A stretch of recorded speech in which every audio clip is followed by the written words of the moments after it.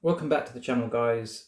I just wanted to do a video that's fueled my channel, and it's been amazing for me to see getting over 500 subscribers, almost 2,000 watch hours in such a short space of time, and knowing that I'm not doing hype content. I'm trying to educate, I'm trying to bring people to understand the world of investing and ultimately becoming financially free from what I proverbially call the rat race or the rat run. And this is driven by the amount of really nice comments I've had over the last few days on some of the videos I've done. It's been quite heartwarming, personally speaking. You know, you put a lot of effort into these videos and trying to get the stuff out there. And it's just nice to see some of the positive feedback sometimes, the likes, the comments. It just means a lot, and I appreciate everybody. It's not often that I break character for these videos, but I felt like for this particular one, I might do that because it's almost the essence of why I'm doing what I'm doing. Because the ultimate driver isn't the monetization or anything like that. Yes, that's going to be a bonus in the future. I hope that I get rewarded for obviously providing this content out there, but it's just nice to be able to see people getting value from what you're producing. So what is the reasoning? So the money game is like things that you never get taught at school.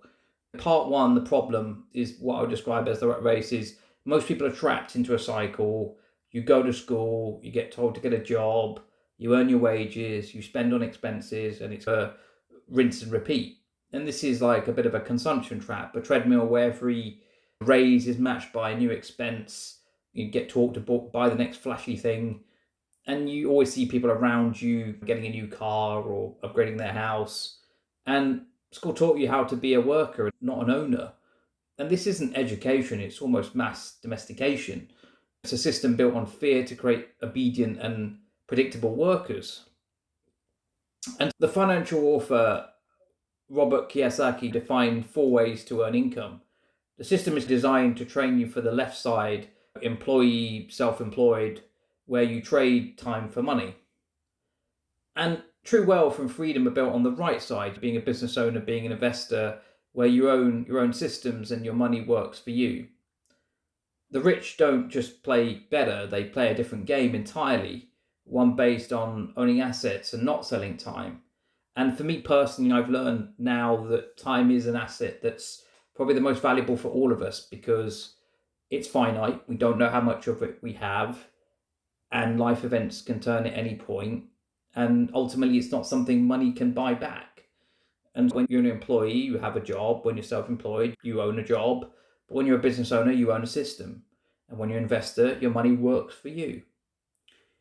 So, you know, the defensive moves almost like a survival thing. Before you can play offense, you must build a solid defense. And this means mastering your consumption and creating a sort of a financial buffer. And this step is necessary for survival, but it's not the path to wealth. And some people refer to the 50-30-20 budget rule, which is a simple framework to manage your consumption. The key is that 20% of your income is automatically allocated to savings and investments, paying yourself almost first. Build your emergency fund. Your first defensive goal is to save 3 to 6 months worth of living expenses. This fund is your shield against unexpected events and buys you freedom to think 3 to 6 months of expenses. I try and keep about 12 months of runway, but it's not always easy for everybody to be able to do that. The offensive kind of part, the winning moves, you can't save your way to generational wealth. It's very hard to do. Winning the game requires playing offense, which means focusing on some kind of production and ownership. And the wealthy play by almost different set of rules. You hear about how important it is to have multi-income streams. Relying on one job, one income stream is financial fragility, especially in the current world we live in. The average millionaire, by contrast, has built multiple streams of income, which quite often are passive, to be fair. And the 5 sort of hidden rules of the wealthy is they typically rely on compounding. Your money earns money, which earns more money, and time is your greatest ally. Leverage, they use other people's money or time or technology to multiply their own efforts. With kind of the evolution of AI, people are saying work smarter, not harder. Leveraging tools that other people are not leveraging can be a thing when we talk about technology. But it's also about, a lot of people borrow money, but obviously you've got to be very careful when you take on leverage. So I'm always mindful of recommending that approach, because people tend to over leverage themselves. And we've seen this with some of these high yield investments where people have got into yield max and then they've borrowed against their broker in Robinhood, and then they've had margin calls. And so I would say just be cautious, but leverage can be a good vehicle if used correctly. Leverage on a property, for example, we take out mortgages on the asset. Some people sometimes call that good debt. I don't know. Could be arguably good debt or bad debt, depending on kind of the property and the investment you're making. Ownership. Wealth is built through equity, owning businesses, and we just mentioned real estate and other assets that are not from your wages. Obviously, one of the biggest things, and everyone knows this, anyone who followed me since the start of this journey, one of the big things that I always proponed was taxes. Workers pay the highest tax rates, owners, investors use the tax code legally, but as a shield, so they're always trying to maximize their income, whether it be through getting paid as dividends or whatever strategy is out there that the advisor gives them. They're able to typically do a lot more in terms of being able to reduce the taxes. And obviously the income stream, creating multiple sources of income, whether that be from profits, rent, dividends, it just forms that financial resilience. And I know it's getting harder now because as governments clamp down on third-party sources of income like Etsy, eBay, potentially in the next budget, they may even increase the amount we pay on dividends as well that we receive outside of a tax advantage account like an ISA, so a general account. So again, I know this is getting harder, but it's still important to try and look at these other avenues of being able to save.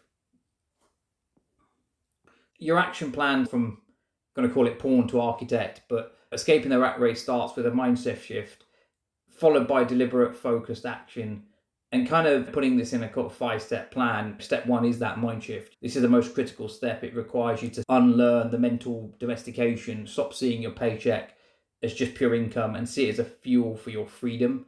See capital to buy assets. We shouldn't be you working to live or living to work.